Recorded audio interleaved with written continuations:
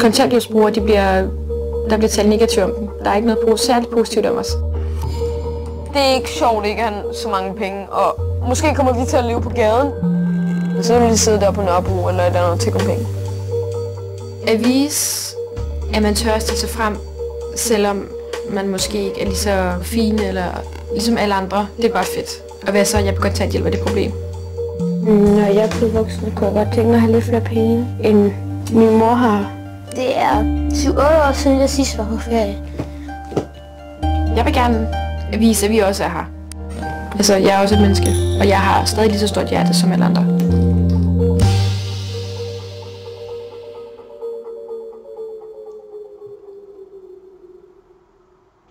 Hej, jeg hedder Stephanie.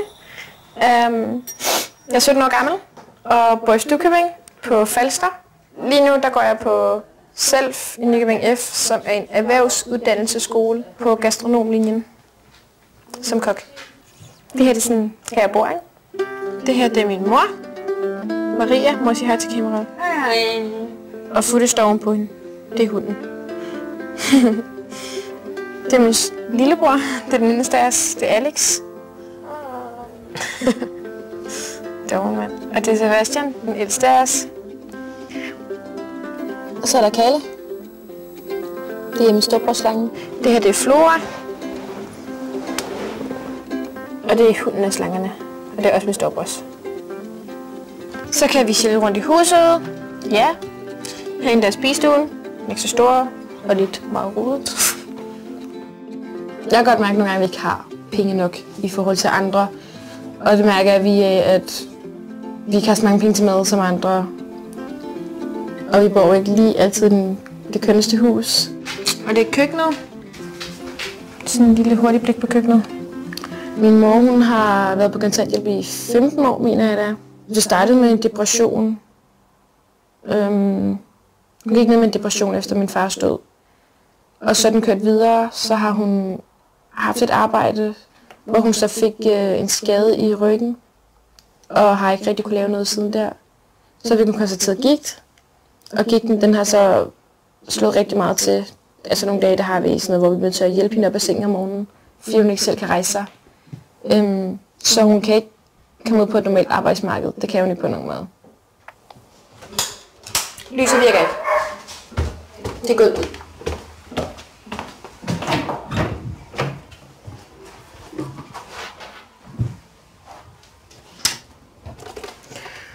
Der er ikke noget at få sat lamper op endnu. Jeg har haft brand på værelset, og det brændte faktisk ikke særlig meget. Det var mest herovre, hvor min seng stod før. Men det har simpelthen røg og sodskadet alt. Mit tøj og ja, alle mine ting. Min mor havde ikke fået en indbrudsforsikring, fordi hun ikke har penge til det, fordi hun er på kontanthjælp. Så der er ikke nogen af mine ting herinde, der bliver erstattet overhovedet. Og mit keyboard, som betyder næsten alt for mig. Det vil jeg ikke mere. Altså, ja. Jeg ved ikke lige, hvad der skete i branden, men desværre.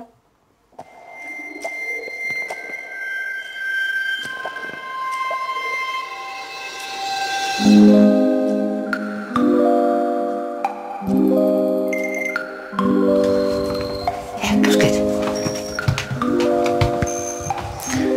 Godmorgen.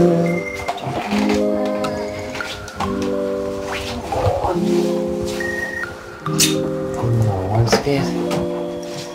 Godmorgen, skat. Er du sød?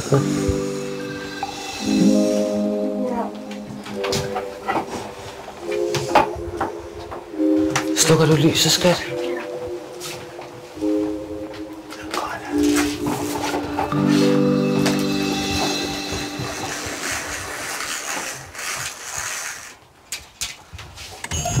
Hej! Jeg hedder Peter. Og jeg hedder Mikkel. Yes, vi er begge to 12, og vi bor i Husum. Med vores hund Storm, bedste hund i verden, og vores bedste mor i verden, Tine. Hej mor. Hej skat. Hej Liva. Hej. Og vi ved godt, at vi ikke har så mange penge, eller vi ikke har nogen penge for bare sagt, så vi oplever the rough life. Og her er vores knejfugle. Pip, pip, pip. Pip, pip, vi er kanariefuglene. Det her er vores værelse.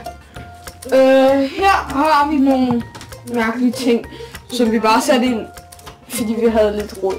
Og der har vi noget tilfældigt legetøj. Den fik vi, da vores far han døde. Og så her, der har vi en til bamse, og så sådan nogle fly, som vores far lavede, da han var på hospitalet. Vores familie er sådan en familie, som ikke har så mange penge. Så det vil gøre os til nok en familie med ikke så mange muligheder. Så her har vi sengen, der er lidt rodet, fordi at det er den, vi også bruger som sofa. Det er vores mors seng. Drenge, jeg mangler jeres madkasser. Nå ja.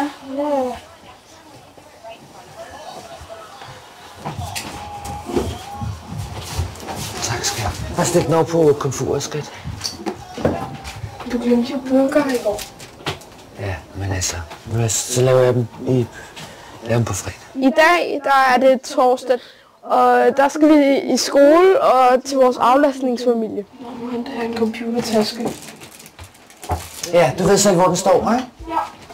Vi henter hos vores aflastning hver uge. Vores mor, hun har lyst til fred, og nogle gange så skal hun have noget fred, og hun skal også have tid til at spare op. Og så skal hun spise resten af maden, fordi at, som vi har spist resten af ugen, altså det der til overs. Og så for at spare penge, så hun ikke behøver at købe noget til sig selv. Og Peter, jeg har gemt en taske til dig også. Okay, tak. Den har du bare ikke set endnu. Det er sådan en taske, der er rigtig, rigtig fed at rejse med. Men altså, da vi aldrig kommer ud og rejse, så er det jo ikke aktuelt. Så vil lige så godt bruge den. Nej? Det er helt så godt. Yes. Vil du have en eller 2 stykker franskbrød i dag? 2. Okay, så får du det. En af grundene til, at vi ikke har, at vi skal have noget aflastning, det er også fordi, at vores far han er død af kræft. Det var lidt surt, fordi det gjorde han, da vi var 5-6 år. Og så skal vi også være derhen, fordi at så nogle gange, så vil vores mor jo godt have noget fred, og så derfor kunne vi ikke komme hjem hos vores far hjem, for han er død. Og så skulle vi hjem hos vores aflastningsfamilie. Ja, skat. Må jeg spise heroppe? Så kun i dag.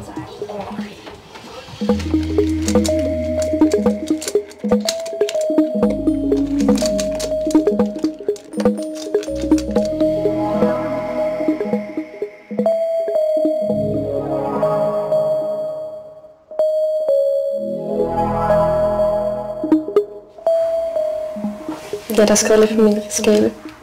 Det betyder, at du skal gøre noget anderledes og vise andre, at du på en eller anden måde ikke bare er bogens omslag, men der er noget mere inde i.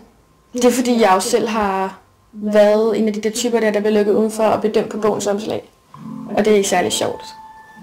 Jeg blev mobbet en del på grund af mit tøj og mit udseende.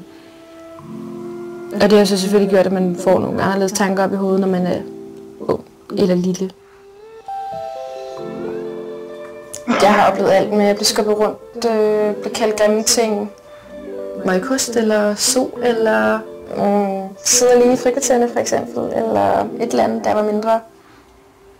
Jeg er blevet kaldt næserøv før, fordi min mor hun er på kontanthjælp, og hun havde været med i en artikel, hvor det handlede om julehjælp, og så havde de interviewet hende, og så var vi begyndt at blive kaldt næserøv i den her familie, fordi at vi havde gjort det offentligt, men jeg kan ikke se ved at være en næserøv af det der.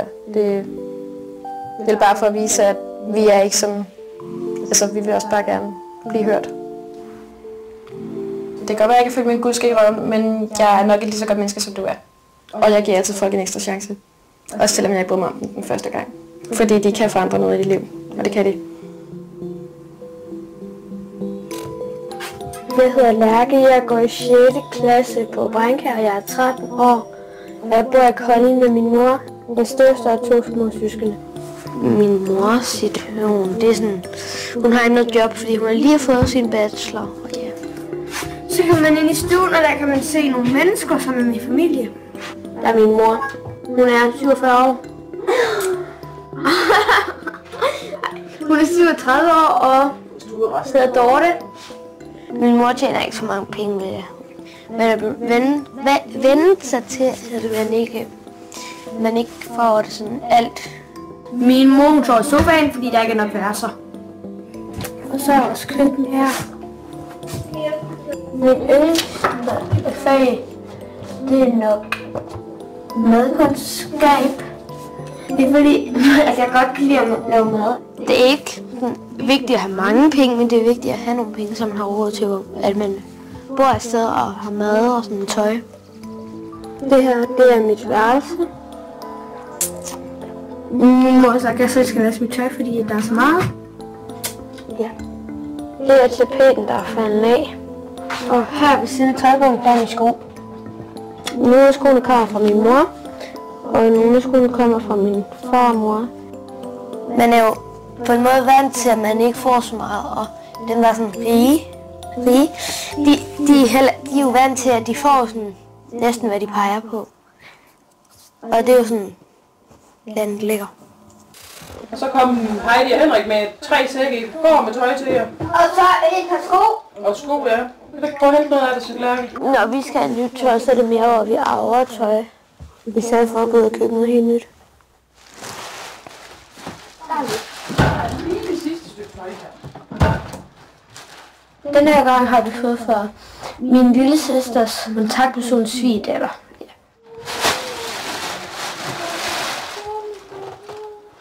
Det er for fodbold. Ja, der står også Stine bagpå. Stine. Den giver vi til Stine. Jeg er godt med dig. Der er i alt er der 3 cirka. Det er ligesom at få nyt tøj. Bare hvor det er brugt nogle par gange. Og den er også fed. Det er sådan med de her forskellige farver. Ej, den ser det fint ud. Og jeg tror lige, at Justin Bieber på. Det er meget fedt at få tøj. Fordi så kan man ligesom få smidt det ud, man ikke gider have mere, og få taget noget nyt ind. Der var en ny snak til dig i hvert fald. Jeg tror, det synes jeg, det er. Ja. Så det er fedt at få det. Ja.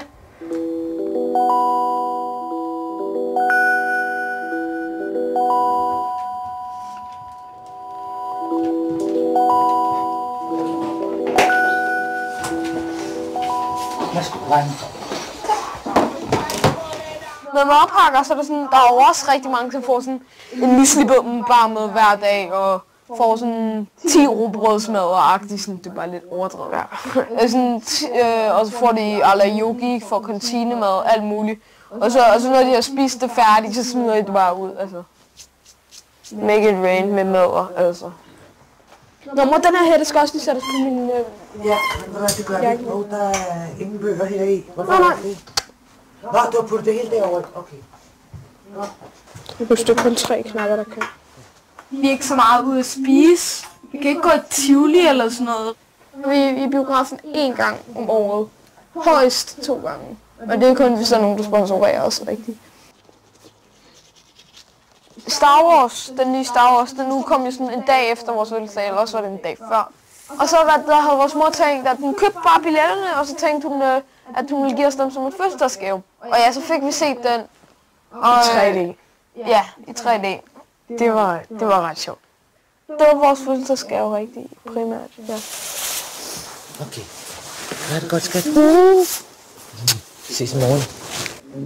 Når vi er færdige med skolen, så kommer vi ikke herhjem igen. Så kommer vi hjem til vores aflastningsfamilie. Ja, det burde ikke, skat. Ja, det kan jeg. Hej, skat. Så længe det ikke er sådan over sådan flere uger, så vil vi begynde at savne os meget, men der er ikke nogen af os, der har hjemmevæg eller noget. Ikke så meget det. Det vil vi nok få, hvis det er flere uger, selvfølgelig.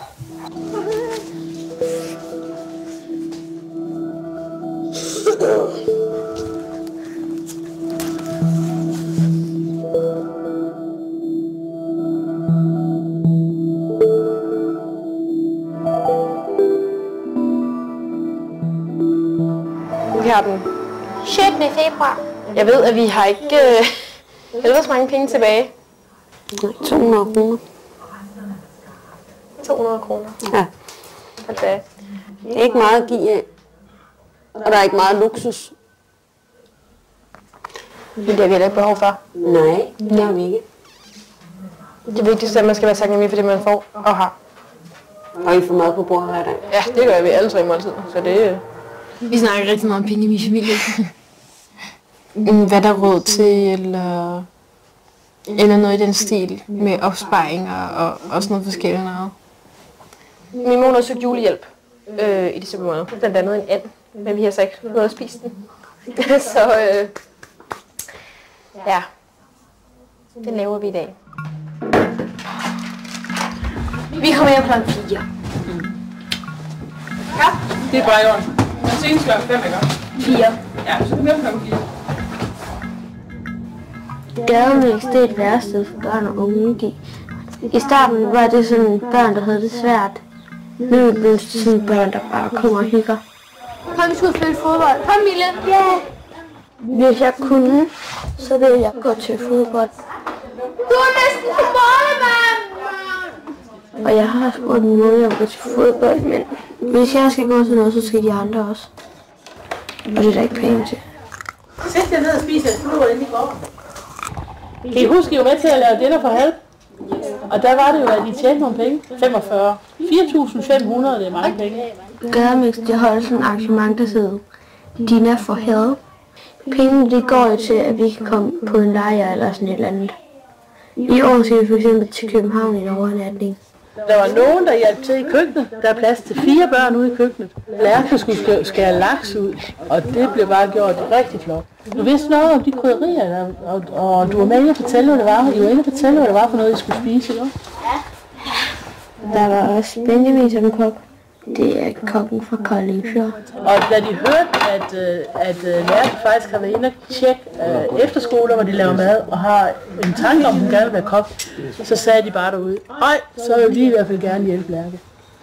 Benjamin, han har spurgt, om jeg kunne komme en dag og hjælpe ham med at lave mad. Du vil gerne det der. Og du er bare blevet dygtigere for hver år, det gik. Jeg er rigtig spændt på at komme i et rigtigt køkken og hjælpe Benjamin. Skal vi gå hjem? Vi ses, Mathias. Ja, det er godt. Ja. Hej. Farvel, Philip, din idiot.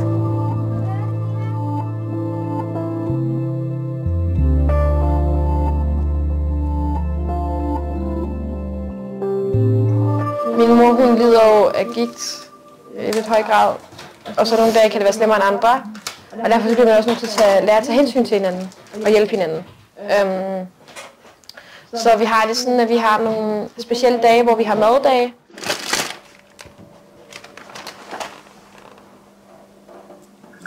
Jeg kan godt bekymre mig, om der er nok mad. Fordi at nogle gange så er det jo sådan noget med, at så har mor lavet, altså så har hun lavet det med, og så er der lavet ris, og så er der ikke nok ris nok, fordi jeg ikke var med i skabet, men hun ikke har penge nok til at gå ned og købe flere ris, ikke? Det kan jeg godt bekymre mig om, og det har lidt at gøre med, at min lillebror, han betyder alt for mig, så det er vigtigt for mig, at han bliver mæt. Jeg har tit sagt, at jeg er mæt, selvom jeg ikke er mæt, for at han kan få mere mad. Fordi det betyder lidt mere for mig, at han får mad, fordi han går i folkeskole, og han kan ikke koncentrere sig om sin mad. Han har ikke noget energi uden mad, så...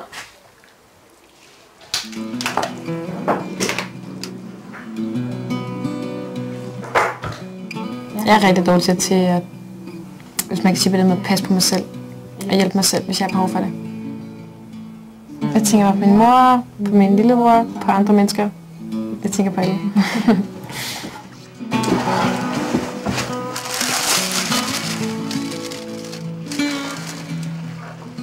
Nu er jeg snart færdig. Jeg får på, den er ikke brandvarm. Den er iskold. Ja, rigeligt. Ja, det var samme måde.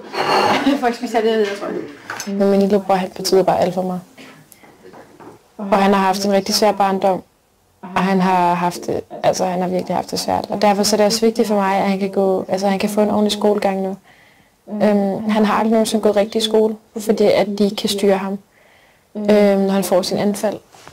Jeg har fundet en lejlighed Det eneste problem, der er, det er toilet og bad, det er ikke større end det op om. Og nu har han så endelig fundet en skole, hvor han kan fungere. Hvor han kan gå rigtigt, og han lærer tingene og sådan noget. Og derfor så er det også vigtigt for mig, at han følger op på den skole. Og ikke sidder og hænger og sådan noget. Så derfor så er det vigtigt, at han får mad, så han har energi. Og han får den rigtig fede og den slags, så ja. Hvad vej skal vi? Jeg ikke, hvad vej vil du? Ja. Hvad gør du?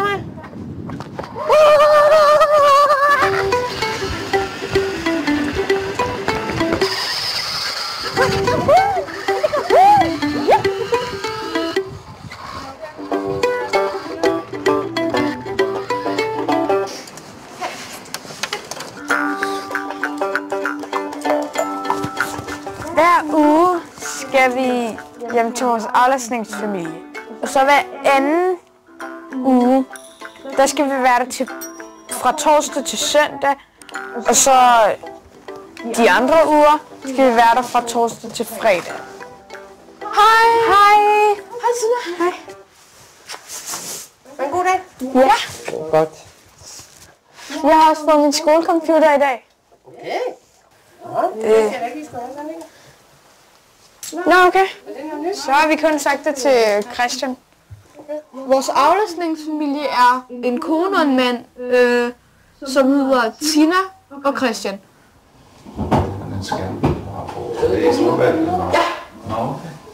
Men tillykke med det, dreng. Og så har de et plejebarn, der hedder Freja. Ja. Fange en, drenge. Fange en. Hvad, vil du kun have pølse, eller vil du også have kød? Det har jeg hørt før. Det er tit, ja. Okay. Christian, du får godt nok for meget pølse, bare sådan omkring 100 pølse. Har I andre ikke fået nogen, eller hvad? Jeg ved ikke, hvorfor det er. Jeg har fået 3. Jeg har set 1. Jeg har fået videre. Jeg har kun set 2. Nogle gange kan det godt betale sig at vente med at få til sidst. Netop.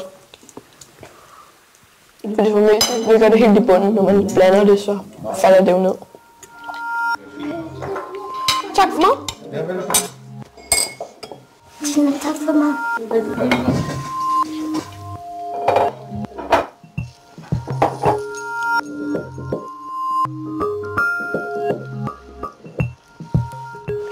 I dag skal jeg ud på Kolding Fjord og lave mad ved en kok, der hedder Benjamin. Men jeg glæder mig, fordi jeg skulle lave mad med en rigtig kok og i et rigtigt køkken. Det er et stort, fint hotel. Meget fint sted. Okay. Hun får noget rigtig fint mad.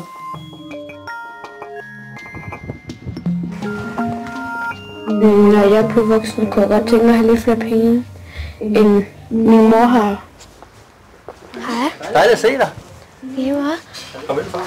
Når jeg får børn, så skal det være en ikke for stort hus, men heller ikke for lille. Der skal der være et stort køkken. Så det er mere hyggeligt at tilbringe tid der. Så, får du den der på? Så 3 gange har vi arbejdet sammen. Ja. Og så har det fanget din interesse lidt. Ej, det er dejligt, hva'? Nå, vi skal have pyntet de her stenbødovne af til vores frokost i dag. Så kommer vi sådan en dut confrets på her. Og så pynter vi af med radiserne ovenpå. Og lidt karse. Ja. Vil du prøve?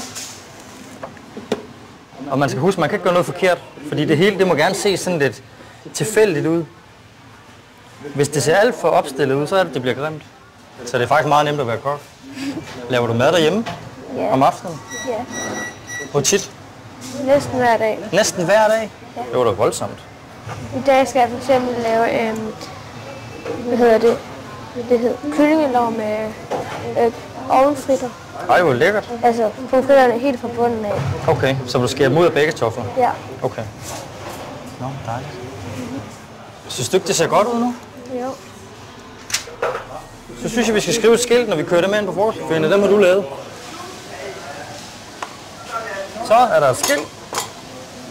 Ja. Lærkes forårs stenbiderrovn med krydderurter. Ja. Lyder det ikke meget lækkert? Jo.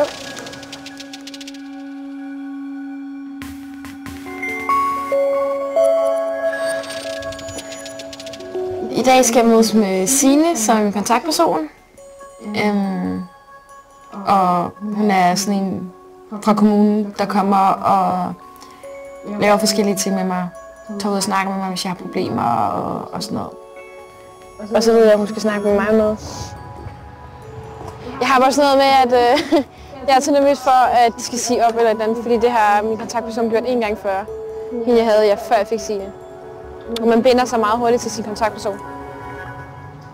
Hej! Hvad så, Stephanie? Ikke så meget. Og med briller og det hele? Jeg har fået briller. Ja, det så jeg godt. Ja. Hvad skal vi lave? Vi skal gå en tur, tror jeg. Vi skal gå en tur? Ja. Jeg har blandt andet Signe, fordi jeg har nogle ting, som jeg ikke prøver på min mor, fordi at hun har været igennem nogle rigtig hårde tider. Efter min far han døde, og hun har haft et par ekskærester og sådan noget. Så hun har haft nogle depressioner, og så har jeg det sådan, at jeg gider ikke at pøsse op på hende, fordi jeg vidste, at hun går ned igen. Og jeg har et par gange været tæt på at miste min mor, og det skal jeg ikke prøve igen, fordi jeg ikke har nogen far.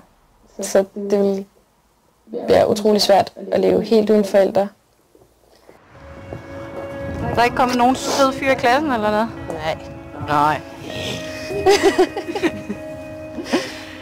Nå, så det kan jeg ikke engang snage i, at der er kommet en kæreste. Nej. Det var kedeligt. Ja. Ja. Det er meget kedeligt. Så tiden den går bare med at skole? Ja. Jeg har faktisk aldrig nogensinde bundet mig så hurtigt til et menneske før, som jeg gør til Signe. Signe, hun er også... Jeg vil ikke kalde hende en mor. Jeg vil heller ikke kalde hende en bedste veninde. Men følelsen... Altså, når man begynder at være sammen med dem, så kunne det godt føles som om, at de var et familiemedlem. For det fortæller dem alt. Jeg har jo lige skrevet statusrapport på dig. Den har jeg jo så ikke noget at printe ud. Nej. Men jeg kan godt fortælle dig, hvad der står. For der står ikke særlig meget. Stephanie er en pligtopfyldende pige. Det er nemlig rigtigt. Og du er en god veninde, og du kan sige fra, og så kan man sige, nu bliver du snart 18. Kan du huske, at jeg skrev til dig, at jeg havde noget, vi skulle snakke om i dag? Ja. Har du tænkt over, hvad det kunne være? Nej. Jeg har fået et nyt arbejde. Ja. Det er jo ikke fordi, at jeg stopper, fordi jeg ikke kan lide mit arbejde. Det, jeg kommer til at savne, det er jo jer, kære unge mennesker. Altså, alt det fis og ballade, vi laver, og de gode snakke, og de hyggelige ting, vi finder på, ikke? Jeg fik at vide, at Signe havde sagt op, der havde jeg lysten til at tage hendes hoved og dukke ned i asfalten. Det mener jeg seriøst. Jeg blev rigtig, rigtig ked af det. Fordi det betyder rigtig meget for en at have en kontaktperson. Altså, de betyder noget specielt.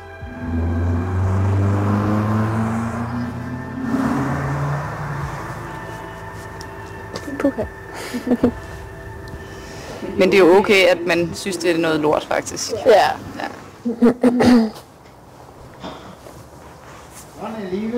Hvornår er sidste gang? Altså sidste gang, vi skal mødes, eller sidste dag, jeg har arbejdet? Sidste gang, vi skal mødes. Det ved jeg ikke, det kan jo være mange gange endnu. Altså, vi kan jo sagtens lige ændre det her i februar måned, til vi mødes hver uge, hvis du har lyst til det. Ja. Ellers er det jo om 14 dage igen.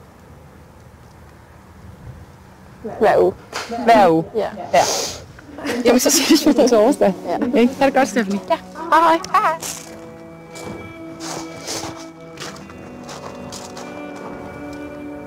Det var lidt en dårlig nyhed.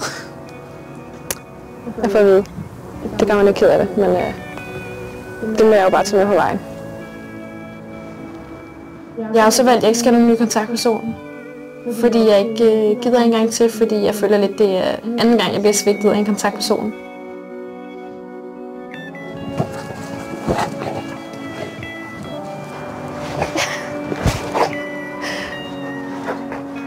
Det er jo bare et bump på vejen, som jeg bliver nødt til at tage med. Men det er utrolig hårdt, at hun har sagt op. Så var min mor. Han havde næsten en koldbøt.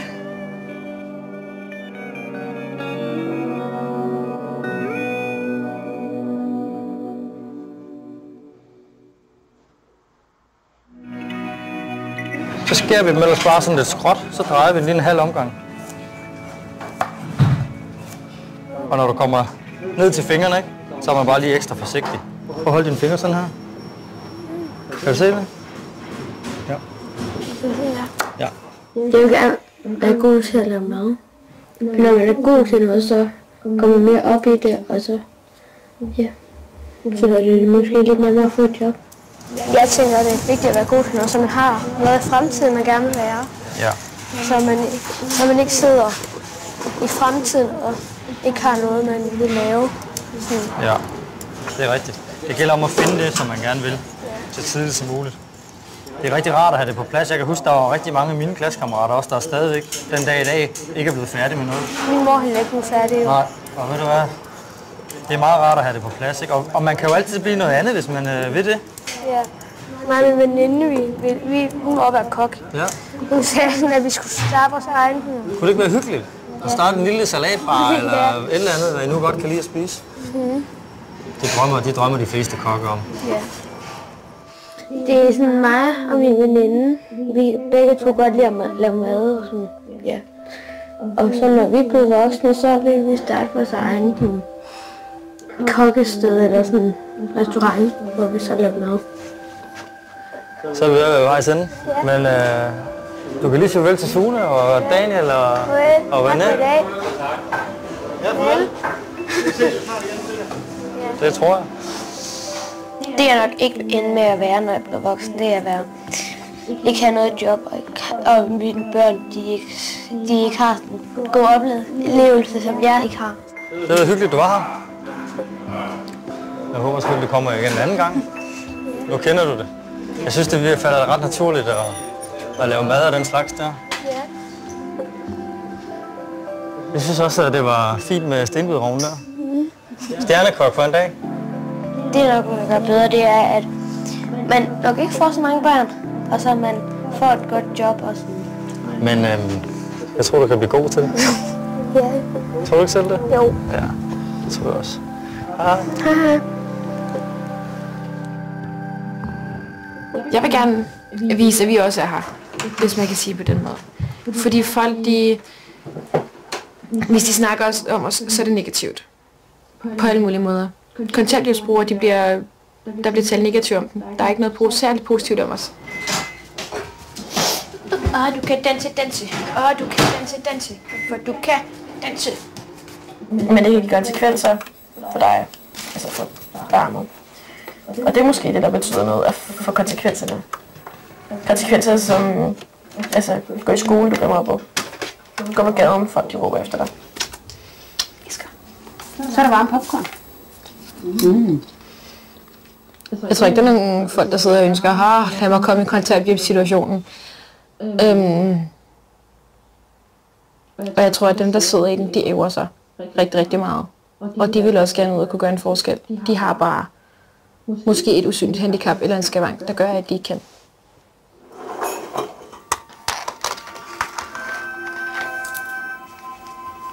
Musicalholdet. Du skal også være med til fuldlivet.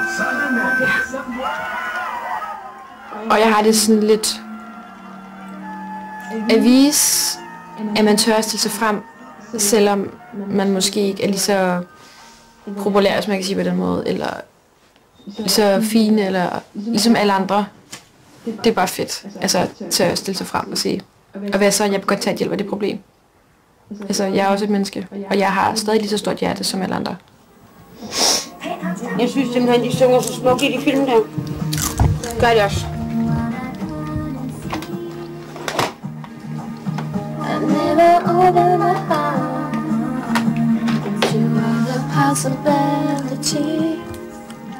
Du synger altså godt. Kan du sige, hvad du vil? Altså, hun er min mor.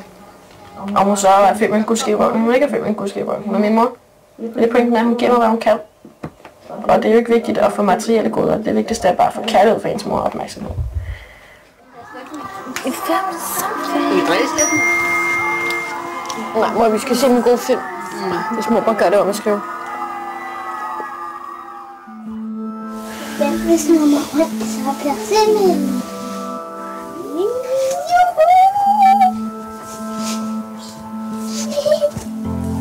Ikke mere. Du må prøve på mig. Man bliver hurtigt svimmel, er den ikke også fra? Er det alle de steder, de har rejst her? Ja, jeg tror jeg også.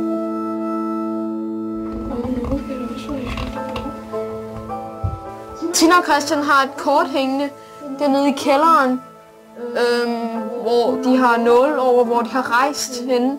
Det vidste vi. Det vidste vi. Det vidste vi. Der vil vi kun kunne sætte én nål, fordi vi kun har været ude og rejse én gang. Men vi har da også været i Göteborg. Vi vil rigtig gerne ud og rejse med vores mor. Vi har simpelthen ikke nok penge til at komme ud og rejse, derfor vi ikke gør det. Fordi hvis vi ville gøre det, så ville vi miste huset. Så ville vi miste Storm, og det gider vi jo ikke. Det fede ved at være ude at rejse, det er, at man får set et nyt sted. Det er sådan hyggeligt at komme ud og rejse, synes jeg. Man får sådan en god følelse i maven. Også man bliver dejligt brun af det. Da vi var i Sverige med jer, der smilte vi jo hele tiden. Fordi at vi tænkte ikke på derhjemme. Vi tænkte mere sådan, nu er vi herovre i Sverige, og nu køber vi ind, og nu... Altså, man tænker ikke så meget på det, der er sket, når man har det sjovt. Man tænker fremad. Ja. Når man er glad. Ja, det må vi gøre i skolen. Ja. Jeg vil gerne have et arbejde, hvor man tjener penge, sådan så at hvis jeg får børn, så skal de ikke komme med det samme som vi gør. Ja, vokse op med lidt penge, og så skal de være sådan, selvfølgelig skal jeg ikke være sådan noget divaer. Totalt millionær og rundt i sådan noget jakkesæt hver dag og sådan noget. Nej. Jeg ved så ikke, hvad for et job jeg vil have nu. Men jeg vil have et job, hvor man tjener gode penge, og så vil jeg også gerne have en hund. Fordi jeg elsker hund. Vi skulle hellere leve sådan et godt liv, men ikke for godt. Altså hvis I forstår, hvad jeg mener. Ikke sådan, så man lever i det allerstørste hus, guldbelagt og sådan noget. Så man skal ikke bare smide pengene væk. Man skal bruge dem godt. Ligesom vi faktisk har lært her, fordi vi er opvokset med ikke så mange penge.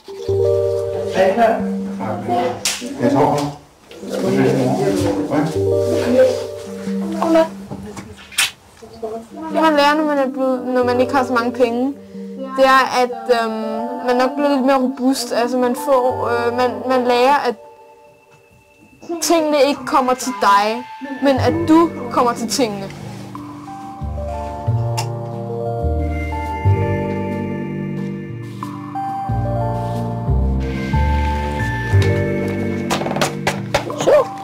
En lille ansøgning. Min drøm er at blive fuldt uddannet kok og få et job i køkken som kok. Og jeg vil rigtig gerne være rimelig høj inden for kokkeverdenen, men det tror jeg de fleste vil. Men jeg drømmer mest om at blive chefkok, og det er fordi jeg godt kan lide at tage et ansvar. Jeg kan godt lide at være den, der bestemmer. Vi ses. Din jaloux hund. Hej. I dag der skal jeg til Marienlyst og søge praktikplads på et hotel. Altså udefra synes jeg, det ser totalt fedt ud. Altså det er pænt, det er gammelt bindingsværk, det kan jeg godt lide. Jeg er lidt nervøs, men det er fordi det gælder en praktikplads, og så senere en læreplads. Det er rimelig vigtigt jo, så...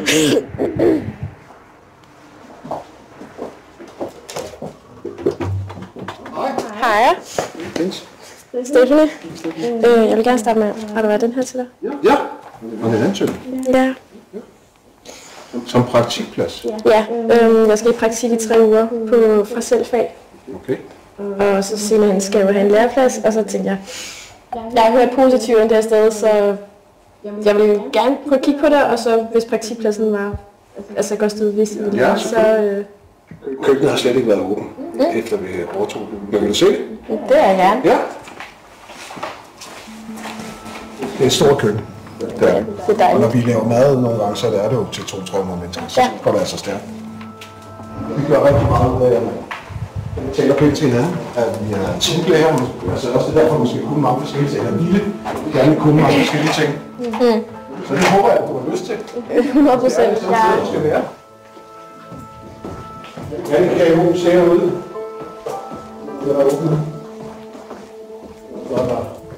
Noget af det her. Hold da op. Der er rigeligt at lave mad til, når det kører. Det er fedt.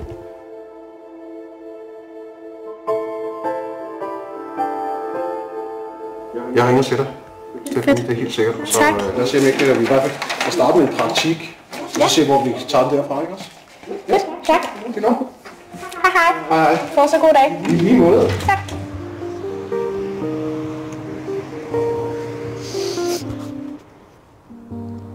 Det var fantastisk. Han er super sød. Det, ja. Men det virker jo bare som om, at han er bare klar på det, og nu skal jeg bare møde kokken og chefen, og så har jeg en praktikplads. Og det er sådan en nærplads, så det er jo det er fantastisk. Jeg havde ikke regnet med, at det skulle gå så stærkt. Men det er dejligt. Jeg er glad. Så ligger du Snapchat. Fedt sted. Jeg vil gerne lave noget. Jeg gider ikke at skulle sidde og grave hver aften nærmest som forældre, fordi at man ikke har råd til at give sine børn det, som man gerne vil give sine børn. Og man ved, at ens børn de kan risikere at blive mobbet af det. Det gider jeg ikke ende med. For jeg ved, hvor hårdt min mor har det med det. Jeg har bare set på det og tænkt, at jeg gider fandme ikke at ende sådan der. Jeg vil gerne lave noget. Jeg har fået en større kampgejst, hvis man kan sige på den måde.